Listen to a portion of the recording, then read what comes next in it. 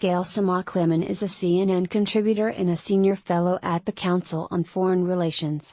She is the author of Ashley's War: The Untold Story of a Team of Women Soldiers on the Special Ops Battlefield.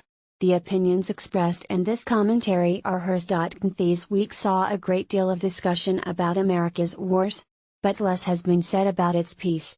And in an era of partisan rancor in which precious little wins over both Republicans and Democrats, legislation pushing to put one group in particular at the negotiating table managed to win bipartisan support. Women. Indeed, President Trump recently signed into law the Women, Peace, and Security Act of 2017, a bill years in the making backed by Republicans and Democrats alike that aims to strengthen, support and promote the role of women in peace talks and post-war stability.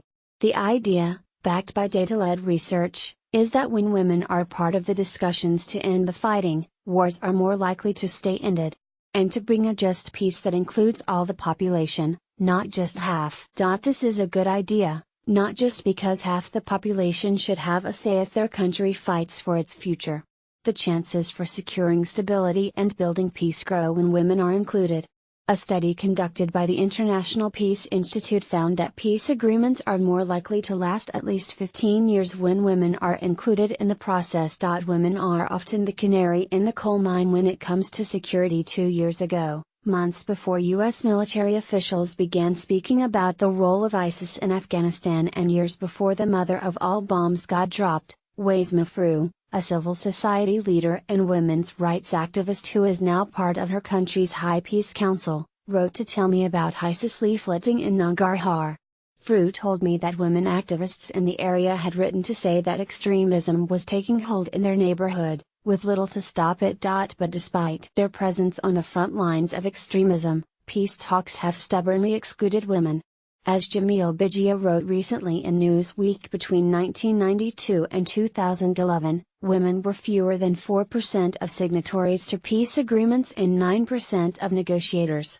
The most recent talks on Syria's future have included no women at all. The Women, Peace and Security Act aims to shift that balance. The legislation takes aim at the tradition of keeping women out of talks as a means of making peace more durable. Championed by Reps.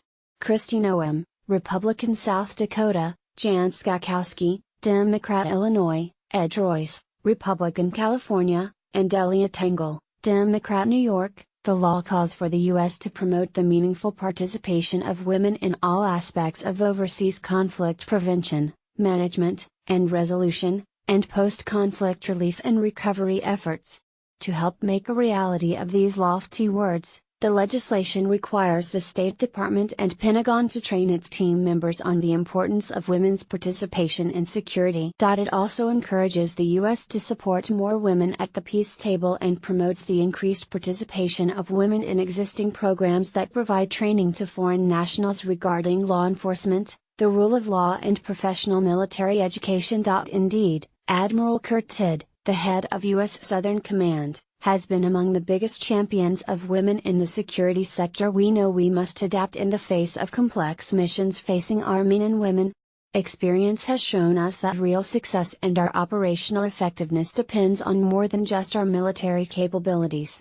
Our success and our effectiveness lie in accepting and valuing differences as strengths. The measure also calls for the U.S. government to encourage its partner governments to adopt national action plans, joining the 69 countries that have already launched such plans aimed at increasing women's participation in peace processes and improving their protection during post-conflict transitions. This is a great start, with heartening support on both sides of the aisle. Yet it is just a start. As a recent report from my colleagues at the Council on Foreign Relations urges, the U.S. government should add wallet to its words and put 15% of conflict-related assistance toward promoting women's participation and protection, report annually on its expenditures on women, peace, and security, and ensure that women represent at least 30% of all U.S. delegations to peace and security talks. This is important not just for America, but for those in the nations where it is fighting and for the promotion of global stability that keeps Americans from having to serve overseas in the first place.